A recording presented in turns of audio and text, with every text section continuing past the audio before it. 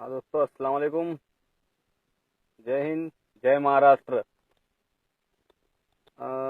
मैं एक हिंदुस्तानी मुसलमान हूँ और बचपन से ही हिंदू, मेरे हिंदू भाई, सिख भाई, क्रिश्चियन भाई, इन लोगों के बीच में पला बड़ा हुआ हूँ। और हम लोग एक दूसरे से बहुत मोहब्बत करते हैं। आज भी मेरे बहुत दोस्त हैं हिंदू जो बहुत मोहब्बत से रहते हैं हमारे बीच। हमने कभी ये महसूस नहीं किया कि उनके धर्म से हमें कोई तकलीफ होती है या हमारे धर्म से उनको कोई तकलीफ होती है। लेकिन ये जो कुछ चमचे जो है आजकल हिंदुस्तान के अंदर, बोलते हैं ना कि डेक से ज़्यादा चम्मच गरम है। तो वो हमारे जो प्रधानमंत्री है, वो तो जब आसाम में चुनाव रैली के लिए गए थे, जब अजान हुई तो उन्होंने अपना माइक बंद कर दिया 5 मिनट के लिए। हमारे प्रधानमंत्री मोदी जी को कोई तकलीफ नहीं हो रही है अजान से, योगी जी को कोई तकलीफ नहीं हो रही है। लेकिन ये जो डेक से ज्यादा जो चम्मच है ना, वो जो गर्म हो गई है।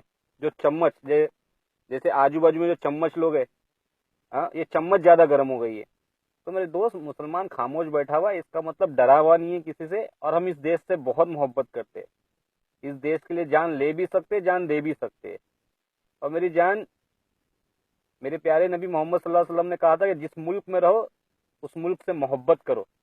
इसका मतलब हुआ कि उस मुल्क से मोहब्बत करो, वहां के लोगों से भी मोहब्बत करो। तो हम मुसलमान हैं, समझे। हम उस मुल्क से मोहब्बत भी करते, वहां के लोगों से मोहब्बत करते और वहां की संस्कृति से भी मोहब्बत करते।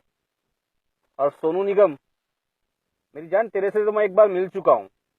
एक या दो बार तेरे से मैं मिल चुका हूँ मुंबई में। और मैं भी मुंबई कर हूँ, समझा। तूने अभी तक मुसलमानों की गुंडागर्दी देखी नहीं है। हमने गुंडागर्दी की का है मेरे बच्चे। हाँ, वही मोहम्मद रफी के गाने गा गा के तू फेमस हुआ है। तेरे से जब मैं मिला था तो मुझे लगा था तू एक अच्छा इंसान है। मुझे नहीं लगा तू इतना नीच इंसान है, समझा। मत कर बेटा, इन इन सब राजनीति में मत आ तू, समझा। राजनीति में मत पड़, नहीं तो बहुत बुरा फंसेगा, इतना याद रख, समझा। और एक हमारे मुस्लिम भाइयों के लिए भी एक मैसेज है कि भाई, एजाज खान ने एक बात बोली, आज से 2 दिन पहले एक वीडियो अपलोड किया है कि जो टुकड़ों में बटे हो ना, शिया, सुन्नी, देवबंदी, अहले हदीस, फलाना ढिमका, हनफी, शाफी, मलिकी, तो मेरे भाई मुत्तहिद हो जाओ, मुसलमान हो जाओ। जब तक तुम मुसलमान नहीं होंगे तब तक मार खाते रहेंगे। और ये अरे गरे नत्तू खैरे आके हमारी ऐसे बजाते रहेंगे।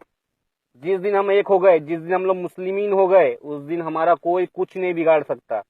हम इसलिए मार खा रहे क्योंकि हम हनफी, शाफी, मलिकी, हम्बली में बटे हुए, हम फिरकों में बटे हुए। इसलिए हमें आज कोई भी ऐरा गैरा नत्तू खैरा आके हमारे मजहब के ऊपर उंगली उठा रहा है। और हम कमजोरों की तरह खड़े के देख रहे हैं, हम किसी का कुछ नहीं कर सकते।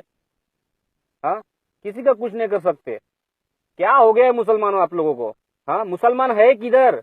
हिंदुस्तान में मुसलमान है किधर? मैं शिया, मैं सुन्नी, मैं देवबंदी, मैं अहले हदीस, मैं वहाबी। अबे सालों, मुसलमान बन जाओ, नहीं तो ये अरे गहरे नत्तू खैरे आके हमारे घर में घुस घुस के हमको मार के चले जाएंगे और हम कुछ नहीं कर पाएंगे, समझे।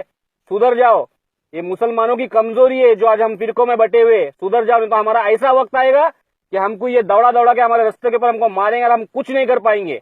आज भी तुम लोगों के पास वक्त है, मुसलमानों, सुधर जाओ।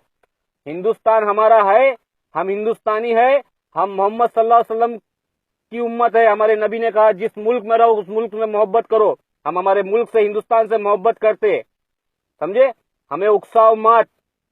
और बेटा सोनू निगम, ये चेहरा याद रख ले, समझा। ये अच्छे से याद रख, मेरा नाम है आमीन दाऊद परकार, समझा। गांडो घुस के मारूंगा आके घर के अंदर, इतना याद रखना, समझा।